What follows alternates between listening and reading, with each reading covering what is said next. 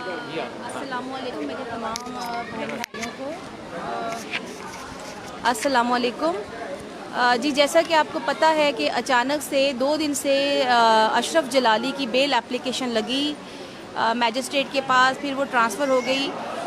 मुझे रात बहुत ही रिलायबल सोर्सेज से पता चला कि जलाली की बेल कंफर्म हो जाएगी और ये बात तय है कि सुबह उसकी बेल हो जाएगी, जिसकी वजह से मैं बहुत ज़्यादा इज़्तिराब में थी और पूरी रात भी मैं नहीं सोई और मैं ख़ुद सुबह 7:30 बजे मैजिस्ट्रेट की कोर्ट में पहुंच गई। और मैजिस्ट्रेट साहब ख़ुद इस चीज़ के गवाह हैं कि मैं वहां पे पहुंची और मैंने अपना तारुफ़ कराया। और जो रेजोल्यूशन हमारा सुप्रीम कोर्ट बार एसोसिएशन ने यूनानिमसली पास किया था अगेंस्ट अशरफ जलाली के उसके ख़िलाफ़ ब्लास्फेमी मतलब 295C का मुकदमा चलाया जाए और उसको सज़ा दी जाए, ये पाकिस्तान की सुप्रीम कोर्ट बार एसोसिएशन ने रेजोल्यूशन 15 जुलाई को पास किया था, जिसको पेश किया था हमारे सीनियर वाइस प्रेसिडेंट साहब ग़ुलाम मुर्तज़ा साहब ने, और जो वाकई में ग़ुलाम मुर्तज़ा हैं। और मैंने इनको ऑन बोर्ड लिया रात को। मैंने कहा मुर्तज़ा साहब सुबह वो केस लगा हुआ है, हमें वहाँ पहुँचना है। और मेरे जो दूसरे मेंबर एग्जीक्यूटिव कमेटी के मेंबर्स हैं, सयाल साहब हैं और राना साहब हैं, खरल साहब हैं, मैंने उन सबको भी इन्फॉर्म किया जो कि टाइमली वहाँ पर पहुँच गए। 8 बजे जज साहब ने मुझे बताया कि जी दोनों साइड के जो वकला हैं वो 9 बजे का टाइम फ़िक्स करा के गए हुए हैं, तो आप 9 बजे आ जाइएगा, मैं आपको सुन लूँगा। हम बार रूम चले गए और फिर हम कमेटी रूम में बैठ गए, जिसमें हमें चौधरी मुर्तज़ा साहब ने जो है वो ज्वाइन किया कमेटी रूम में और हमने वहाँ पे बैठ के वेट किया। चौधरी मुर्तज़ा साहब ने कहा कि जी क्योंकि हमने इस केस में जाना है तो हमारी लीगल रिक्वायरमेंट है कि वकालतनामा, ये वकालतनामा मैं आपको दिखा रही हूँ, जिसपे तमाम हमारे मेंबर एग्जीक्यूटिव के और हमारे सीनियर वाइस प्रेसिडेंट ग़ुलाम मुर्तज़ा साहब के साइन हैं, और उसके साथ जो नायब सदर थे, एक्स नायब सदर मॉडल टाउन कोर्ट के, उनके भी सिग्नेचर हैं और मेरे भी सिग्नेचर हैं। इतने में हमारे ज़हीर हैदरज़ैदी भाई ने उस बच्चे को बुलाया जो कि इसमें अपेयर हो रहा था, जूनियर वकील है, और उसे कहा कि भाई हम इस केस के लिए आए हैं, तो ये एक लीगल रिक्वायरमेंट होती है कि जब हमने कंप्लेनेंट की तरफ से जाना है और हमने वहाँ इजरा करनी है और इस बेल एप्लीकेशन को अपोज करना है, तो हमें रिक्वायरमेंट है कि आप कंप्लेनेंट से साइन करवाएं। मैं अपने भाइयों बहनों को ये बताती चलूँ कि मैंने 21 जुलाई को मुकद्दस काज़मी को फ़ोन करके कहा था कि मैं इस केस में आना चाहती हूँ, मुझे अपना एड्रेस भेजिए, मैं आपको वकालतनामा साइन करके भेजूँगी और मैं इस केस को खुद जो प्रोसीड करूँगी। लेकिन मुकद्दस काज़मी साहब का कोई जवाब नहीं आया। फिर अलमदार साहब से भी मेरी बात हुई, उनका जवाब नहीं आया। लेकिन जब जवाद नकवी को साइबर क्राइम के नोटिस हुए तो उस दिन जो है अलमदार साहब का मुझे फ़ोन आया और पूछा कि ये नोटिस आपने कराया? मैंने कहा बिल्कुल अल्हम्दुलिल्लाह मैंने कराया है, मेरी रजिस्टर्ड कंप्लेंट है साइबर क्राइम में और इनको नोटिस है कि वो जाएं और अपनी स्टेटमेंट दें। इनका कोई इंटरेस्ट नहीं था इस केस के अंदर कि ये इसमें इसको सज़ा दिलाएं। इन्होंने ये FIR जल्दी में करवाई इसलिए थी कि इसमें से जलाली को फ़रार का रास्ता मिल जाए, जो कि मैंने नहीं होने दिया। और मैं बार बार अपने हर स्टेटमेंट में कहती रही हूँ कि मेरी ओवर माई डेड बॉडी, मैं नहीं माफ़ करूँगी जलाली को, पूरी दुनिया कर दे मैं नहीं करूँगी। मेरा अपना मज़हब है, मेरा अपना अक़ीदा है, मेरी अपनी कमिटमेंट है बीबी के साथ। तो लिहाजा हम सारे कमेटी के लोग, इन्होंने नहीं साइन किया। ग़ुलाम मुर्तज़ा साहब ने कहा, मैंने कहा ग़ुलाम मुर्तज़ा साहब ये देख लीजिए ये क्या, उन्होंने कहा ये एक्सपोज हो गए हैं, इस हरकत से ये एक्सपोज हो गए हैं कि जी उसके वकील ने कहा जी कंप्लेनेंट ने कहा है कि जी हम सैफ़ी अली खान को नहीं एंटर करना चाहते क्योंकि ये सेक्टेरियन मामला हो जाएगा, इसलिए जी हम वकला जो हैं हम ही अपेयर होंगे, हम वकालतनामा साइन नहीं करेंगे। ये हो गया एक रुख। दूसरा रुख ये है कि हम मेंबर हैं सुप्रीम कोर्ट बार एसोसिएशन के, इलेक्टेड मेंबर्स, सिटिंग मेंबर्स, हमें नीड नहीं है किसी के वकालतनामे की। हम पाकिस्तान सुप्रीम कोर्ट बार की तरफ से अपेयर हुए as a representative of Supreme Court Bar Association, और उसकी फ़ोटोज़ भी हैं और उसकी लोगों ने फ़ोटोज़ भी बना ली, हमें तो नहीं पता, हम तो बातचीत कर रहे थे।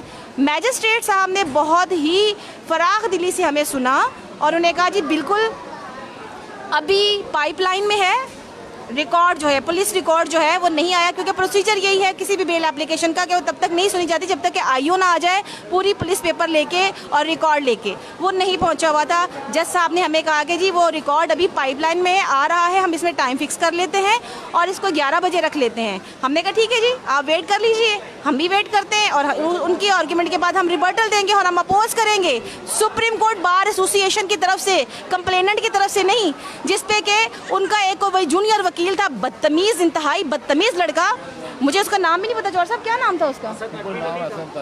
जी। तो वो बोला कोर्ट में कि जी आइन के तो कंप्लेनेंट के कॉन्सेंट के बगैर ये आर्ग्यूमेंट कर रही है। मैंने कहा कंप्लेनेंट कौन है?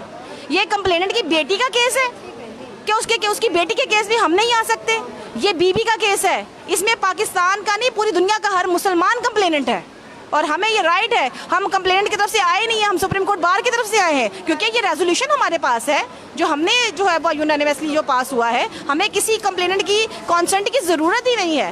खैर वहाँ पे काफ़ी जो है वो बहस मुबाहिसा हुआ और जैसा हमने 11 बजे बल्कि 11:30 पे केस रख लिया कि जी एक्यूज़ का वकील भी नहीं आया हुआ था और ये एक्यूज़ के वकील के साथ खुद राब्ते में थे। मुझे 21 साल हो गए प्रैक्टिस करते हुए, बाल मेरे जो है तो धूप में सफ़ेद नहीं हुए ना मुर्तज़ा साहब के। मुर्तज़ा साहब ने भी वहाँ पे हंस के कहा कि साहब ये तो बड़े जल्दी को एक्सपोज हो गए, इनको तो गेम भी नहीं करनी आई कि गेम कर रहे थे लेकिन एक्सपोज हो गए, क्योंकि मुझ पे बीबी फातिमतुज़ ज़हरा का करम है। मेरी बसारतों को बीबी ने इतना वसी कर दिया है कि मैं कहती हूँ मेरे पास जिन्नात हैं, मुझे पता चल जाता है कि कौन किधर क्या कर रहा है। एनी हाउ हमने वहाँ पे केस चला के मैं सुप्रीम कोर्ट रजिस्ट्री आ गई। मुझे चौधरी मुर्तज़ा साहब की गाड़ी में मैं सुप्रीम कोर्ट रजिस्ट्री बैठी, वहाँ पे हमारे सेक्रेटरी साहब बैठे हुए थे। वहाँ पे मैंने लाइव एक सेशन किया और अपने मोमिनीन को मैसेज दिया कि ये खिचड़ी पक रही है लेकिन मेरी ज़िंदगी में ये मैं कामयाब होने नहीं दूँगी। जलाली को माफ़ी मिलेगी नहीं, चाहे ये कितनी कोशिश कर ले। और मुझे किसी भी हद तक, कानूनी हद तक का मतलब है, इसका कोई भी ये कोई और मतलब ना ले, जिस भी कानूनी हद तक जाना पड़ा मैं जाऊँगी। बाकी बात आपको चौधरी मुर्तज़ा साहब बताएंगे। चौधरी साहब। बिस्मिल्लाहिर्रहमानिर्रहीम, अल्लाहुम्मा सल्ली अला मुहम्मद व आले मुहम्मद। हम उस वक़्त इस्लामाबाद में थे जब हमें पता चला, लेकिन उससे पहले हमने अपनी मीटिंग में जब पता चला तो मेरा दिल जो था वो चैन से नहीं बैठ रहा था। तो मैंने रिक्वेजिशन दी कंडेमनेशन की कि इसके खिलाफ जिसने ये कभी हरकत की है, एक ऐसा घिनौना जुर्म किया है जो कि माफ़ी के काबिल नहीं है, उसके लिए फिर मैंने अपनी तरफ से रिक्वेजिशन की और पूरे हाउस ने उसको अप्रूव किया और कैरी करके ये हमने अपने सुप्रीम कोर्ट बार एसोसिएशन के प्लेटफार्म से इसकी कंडेमनेशन भी की और इसके ख़िलाफ़ मुकम्मल कार्रवाई का ऐलान भी किया। अब जब हम इस्लामाबाद में थे तो हमें पता चला कि उसने बेल रखाई है। मैडम सैफ़ी अली ख़ान जो थी वो भी तशरीफ़ लाई मेरे साथ। उन्होंने मुझे कहा, मैं कहा जी हम तन मन धन के लिए, बीबी के तकद्दुस के लिए बिल्कुल बरसरे पेकार हैं, हर वो काम करेंगे जो हमारे बस में है। और वो हम इंशाअल्लाह ताला हमने किया, वक्त पर पहुँचे।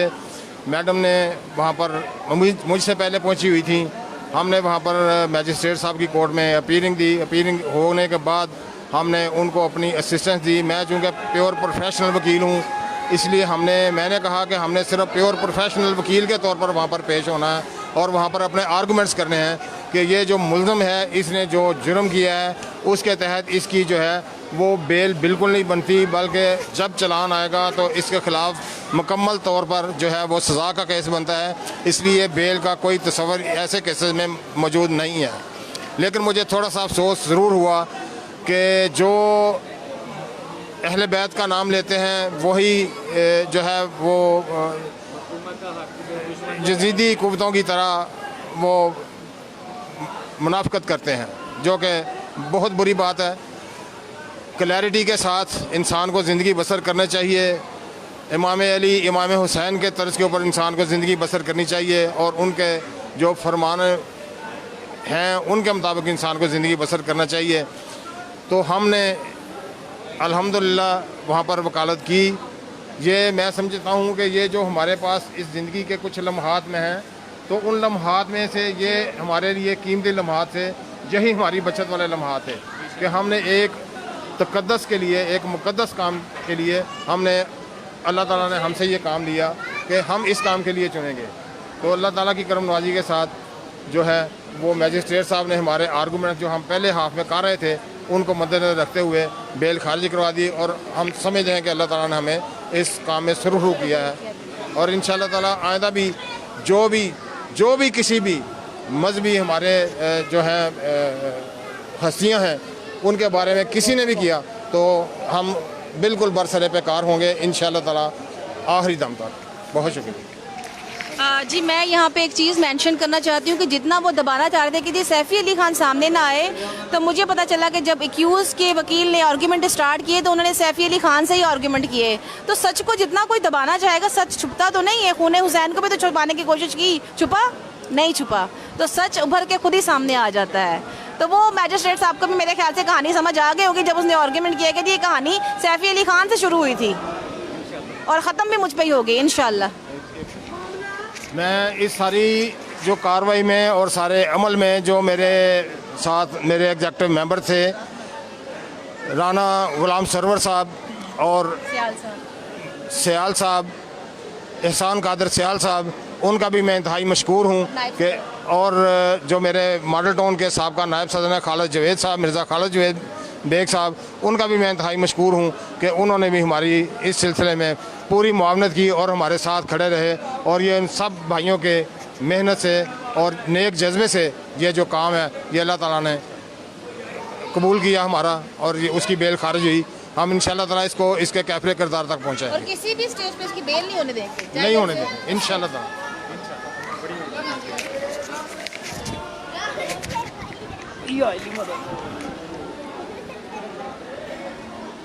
बरदरान ग्रामी, आपने मोहतरमा सैफ़ी अली खान साहिबा से और जनाब गुलाम मुस्तफ़ा साहब से जो है वो आपने हकीकत हाल सुन ली।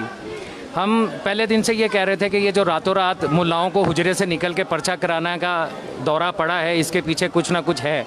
और वो आपने मोहतरमा सैफ़ी अली खान साहिबा मुजाहिदा मिल्लत से, मखदूमा कायनात सलवातुल्लाह अलैह की हकीकी कनीज़ की हैसियत से उनकी खिदमात जो कि किसी तारुफ की मोहताज नहीं है, आपने उनकी ज़ुबान से सुन लिया। मैंने आज अपने पेज के ऊपर तशक्कुर की पोस्ट लगाई थी। कुछ लोगों ने ये कमेंट किया कि ये सब झूठ है, मोहतरमा सैफ़ी अली खान साहिबा का आसफ़ अशरफ ज़लाली की ज़मानत के कैंसिल होने में कोई किरदार नहीं है।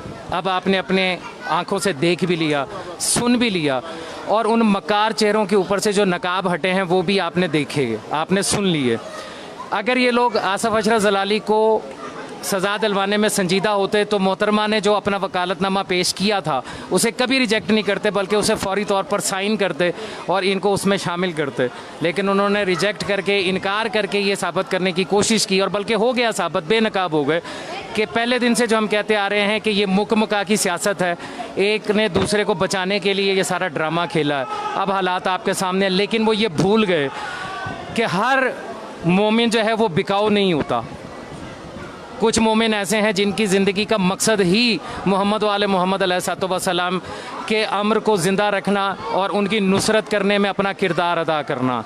और मोहतरमा सैफ़ी अली खान साहब और जनाब सीनियर नायब सदर जो हैं मुस्तफ़ा साहब, इनने हक अदा किया। मैंने, आप जानते हैं कि मैं पोस्टमार्टम किया करता हूँ और बग़ैर दलील और सबूत के पोस्टमार्टम मैं करता नहीं हूँ। ये दलील और सबूत आपके सामने है, फ़ैसला आप खुद कीजिएगा। मौला आप सबको अपने हिफ्ज़-ओ-मान में रखें। एक बात तो तय है, जब तक ये मुखलस मोमिनीन कराम मखदूमा कायनात सलवातुल्लाह अलैह के ग़ुलाम ज़िंदा हैं, मुल्ला की कोई मक्कारी, मुल्ला का कोई सौदेबाजी कामयाब इंशाअल्लाह ताला नहीं होने देंगे। या अली अलैहिस्सलाम मदद।